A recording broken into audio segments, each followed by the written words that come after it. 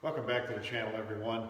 This video we're going to continue on with the initial setup, measure, and we're going to do our first pull on this truck frame.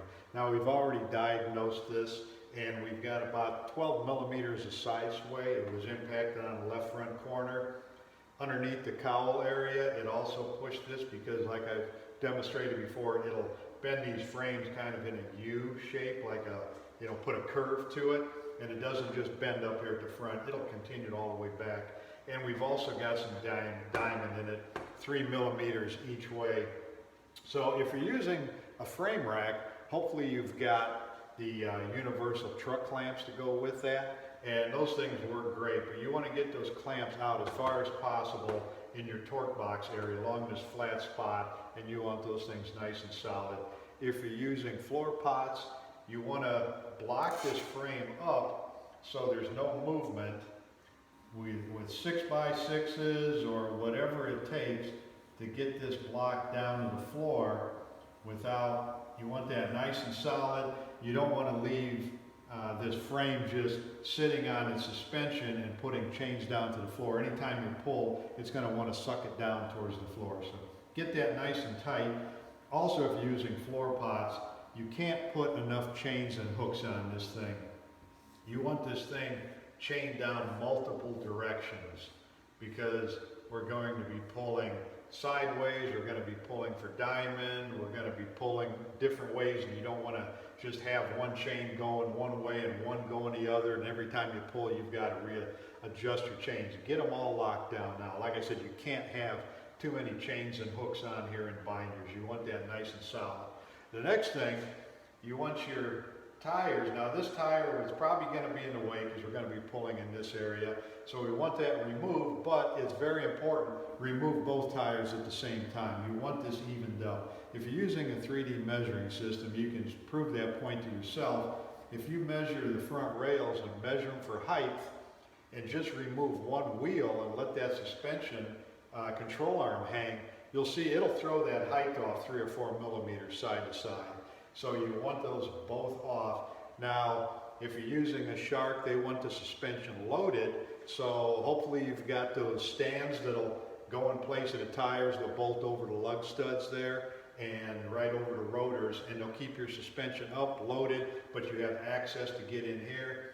The Genesis system, I believe, wants the suspension unloaded, so you can just remove both tires. The rear we're not going to worry about, but the front we're going to be working in here. Just have both these wheels on, off, whatever you're going to do, but the same, loaded or unloaded. So from there,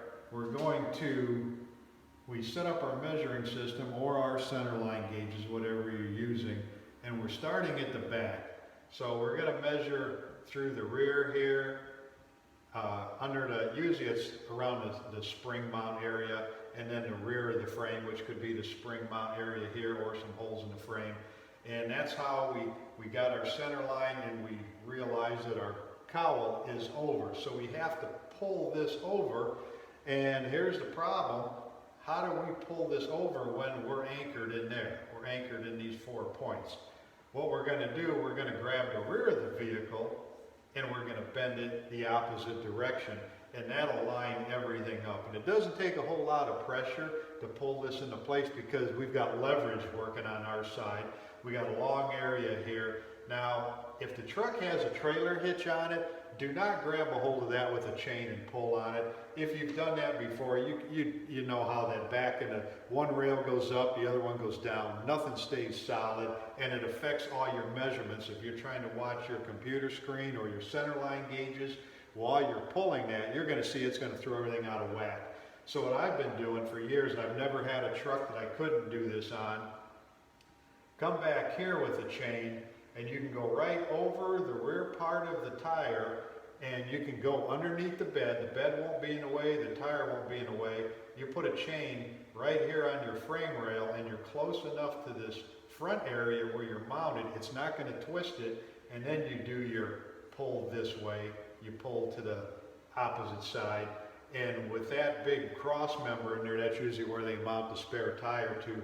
That holds those frame rails nice and solid. It doesn't flex, it doesn't twist.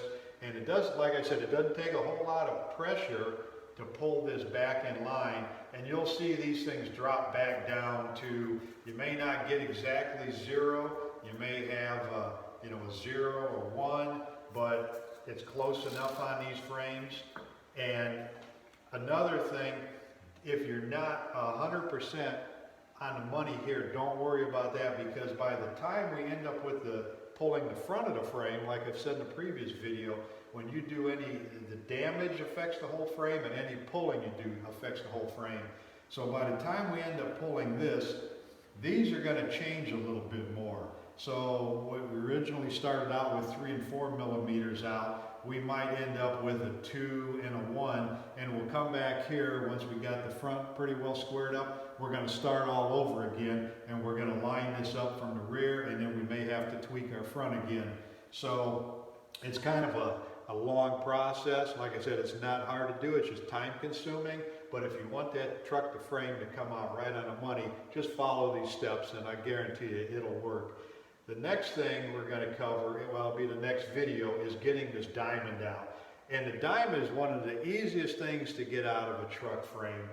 And you don't even need to use your pulling post to do that. And I'm going to show you how to do that in the next video. So I hope you got something out of this. I hope I helped you.